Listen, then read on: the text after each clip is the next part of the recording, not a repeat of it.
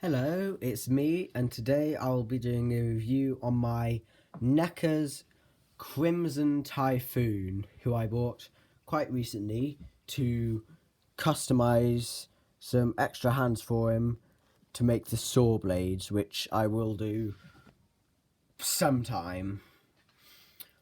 But before I get into him, as always, the box. So this, I'm not a huge fan of these type of boxes because you have to cut them open like that and it sort of ruins it a bit. But something that's quite weird is this. They use one of the concept arts for Crimson Typhoon, but the arms and everything are on the opposite side, which is a bit strange. Side, nothing. Other side, nothing. Top, nothing. Background, it's got just a cityscape.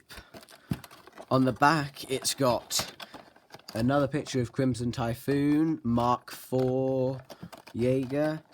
It's got Crimson Typhoon again, for some reason. It's got the crappy NECA first release of Knifehead and Gypsy Danger. And some legal stuff on the bottom that no one cares about.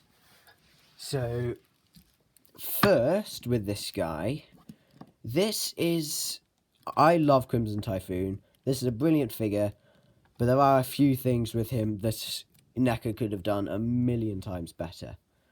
Starting with his head. Look how rubbish, rubbishly, they have done the painting inside the, eye visor thing. It's so rubbish. It's leaked on the outside. They just shoved a paintbrush in there and said, yep, that's good. Throw it on the assembly line. It's just rubbish. You see that, and then you see the image on the back of the box. Look how clean that is. Look how crap that is. It's just really bad, and it's got a weird shade of red compared to that as well. But another thing that's not very good is they forgot to do the paint on the top of these fingers. It's got the red there and nothing there. And it's also got that weird faded out version of that red.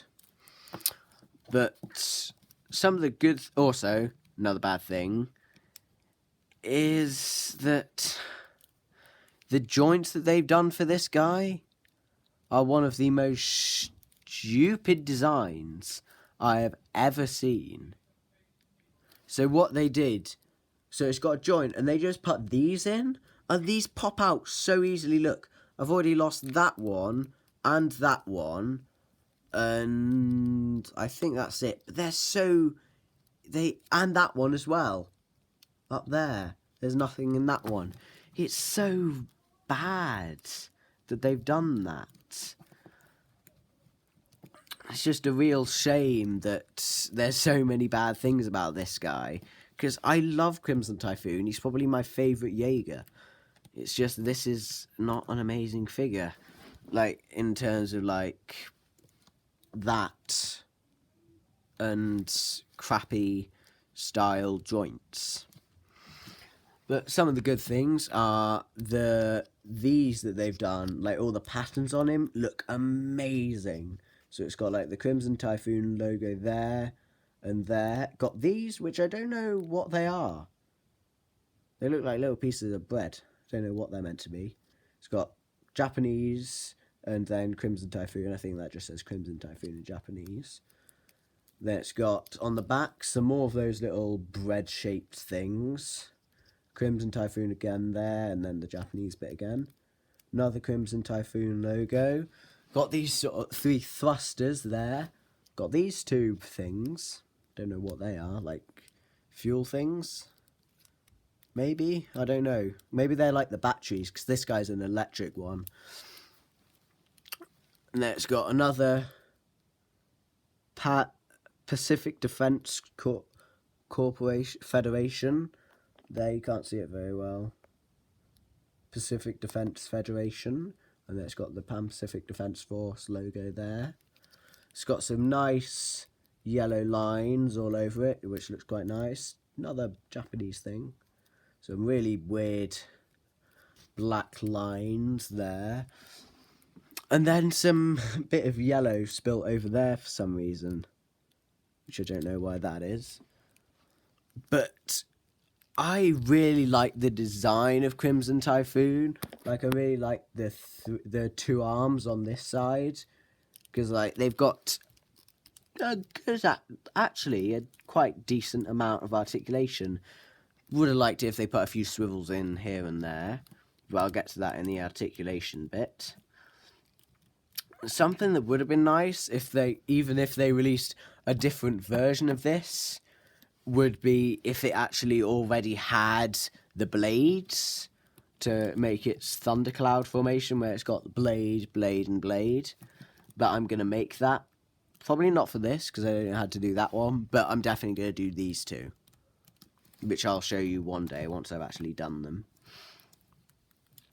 But he's got some nice detail in like there beneath the cockpit in there, which looks quite nice.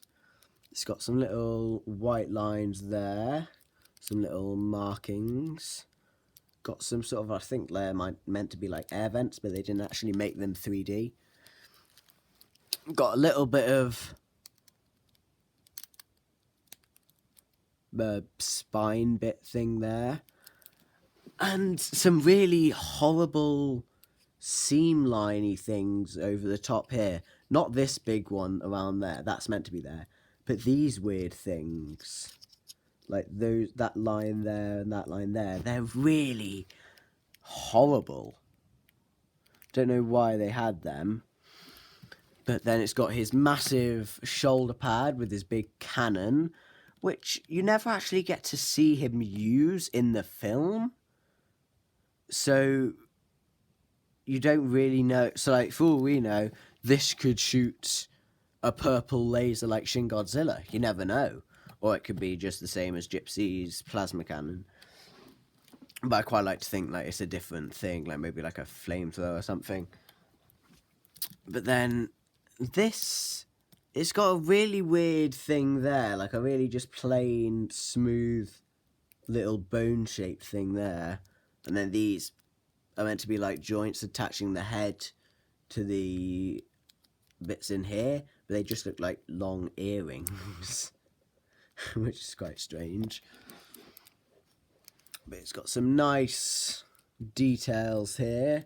Like, I like the sort of sharp, like the jaggedness on here, which looks really cool. Again, the joint missing. That's about to pop out. I'll make sure that doesn't come out. Probably will. It's got these little... Well, I don't know why they've got that faded out bit. It just looks so strange compared to the rest of it. But now, I guess, onto the articulation. So the head, it's on just a swivel, so it can look... can go almost all the way around. Yeah, almost all the way around, so a good amount. Would have liked if this was a ball joint instead, so it could look up and down, but it isn't, it's just a plain swivel. That's about to snap. Then the shoulder bits here are on ball joints, so you can go out about that far, in about that far. Same on this arm. Then it's got, also they can go almost, yeah, they can go all the way around, both of them. Then it's got a hinge here, so it can go back about that far, forwards about that far. Would have liked if they put like a swivel in there or something, and a swivel in up there, but that's easy to put in. I'll probably do that. Then it can go inwards very far and back nicely a good amount. Same with this one. The chest, also, forgot about this arm, because usually I'm used to these two being the same. It's got a ball joint in there, so it can go all the way around. It can go out about that far, in about that far. It's got a big hinge here, so it can go back very strangely, like it's broken his arm, and then forwards about that, so you get like a right angle arm. Then it's got a ball joint there. I thought it was like a ball joint there and a ball joint in there, so it can go all the way around. Can spin. So you can like charging up and then firing. Then it can go. It's got a little bit of a pivot to it. The waist portion here is a ball joint, so you can go back about that far, forwards about that far, and can spin all the way around. So you can get the bit where he grabs Otachi, flings over, spins like that, and then lands back down like that. For the legs, they're ball joints, so they can go in about that far, out about that far. They're a bit loose. The knees are just plain swivel hinges, They can go back and forwards about that far. Same with these, so you can have like curled up and then straight out. And the feet are just hinges. Same with this. So yeah, the articulation's good. Could have been better. This isn't the best NECA Pacific Rim figure, but it's still quite nice because I do really like Crimson Typhoon.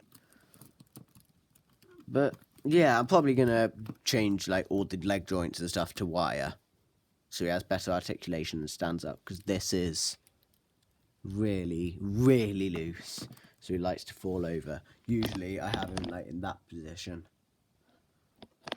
So here, now onto the size comparison. So I'm only doing him next to Pacific Rim figures. So here he is next to the NECA Hong Kong Brawl Gypsy Danger. So he, standing fully up, is around about the same size-ish. Not quite as tall. I have ordered the Anchorage attack version of him, with his plasma cannon and arm ripped off. Here he is next to the, just found out from a comment, the bootleg Robot Spirit Gypsy Avenger. So they're around about the same size, actually. And now, those are the only Jaegers that I actually own. Here he is next to the Diamond Select Hakuja.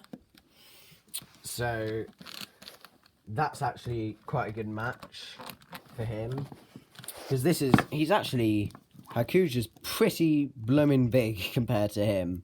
Like, he would just completely tear him apart. And finally, here he is next to Knifehead. Well, the third release of Knifehead from NECA. So he is massive compared to him. But yes, that about does it for this review. I really hope you enjoyed, and I'll see you in the next one. Bye.